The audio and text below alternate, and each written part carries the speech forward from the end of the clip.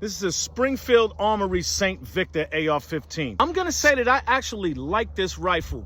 A lot of people, you'll find some mixed reviews if you go on other pages. And I wanna say that when you're talking about rifles, everything is open to interpretation. What one thing is good for one person, it may not be good for another. But this Springfield Armory Saint Victor, you know, I just took a chance. I zeroed the red dot and I did a little bit of extra shooting, and I really like the way this rifle is shooting. So I'm gonna run through what it is I liked on it and what it is it actually has. So when they send it to you, they actually send it to you with this comped muzzle brake right here.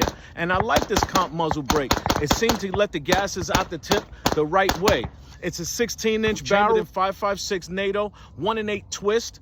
And I like the rail on here. One thing I do like about the rail on here, I like when rails have attachments or screws that are not tiny and they're hard to strip. And these screws seem like they're very hard to strip. They're rather sturdy. You have them on both sides of the rail, and that locks it in right here to the castle nut that's here.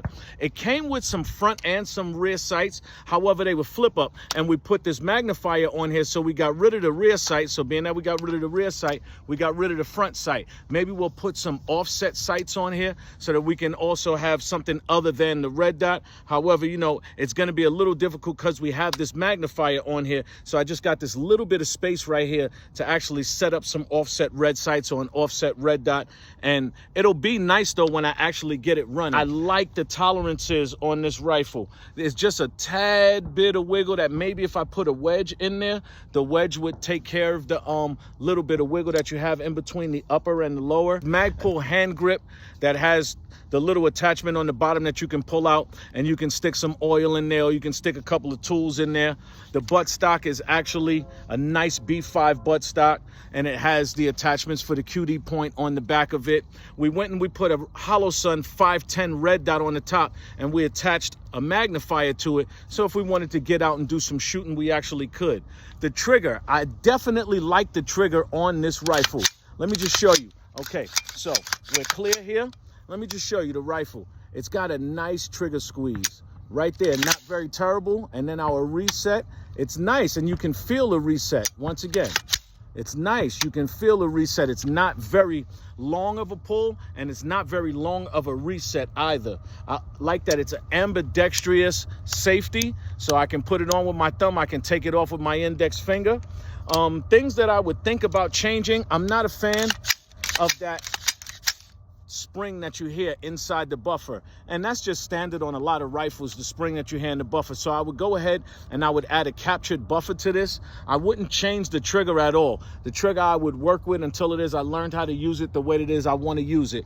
I like that it has this Magpul hand stop at the tip of it, so that when I get out and I point out, I actually have a nice reference to pull back into my shoulder with.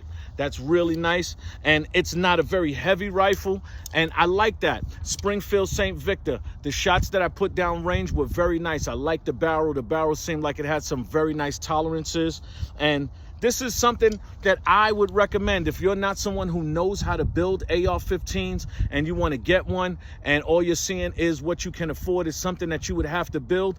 Go and look at a Springfield Saint Victor. It comes all together, and I like the way it actually comes from top to bottom, start to finish.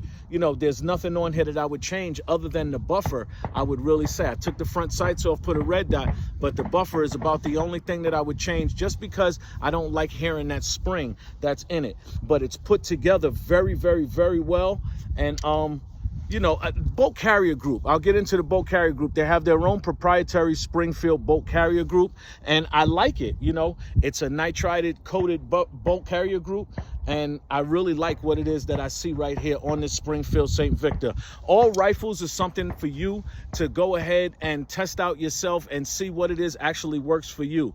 You know, you can take my recommendation, and I think if you take my recommendation, you'll find out the only thing that you probably might want to change, if you're familiar with a captured buffer, is changing the spring inside the buffer to a captured buffer. But it does not have much recoil. It does not have much rise when you're shooting it because of that comp that they put at the top of it. And Springfield did a really good job securing this rifle and making it what it is you might actually want it to be. Springfield Saint Victor, it gets my thumbs up.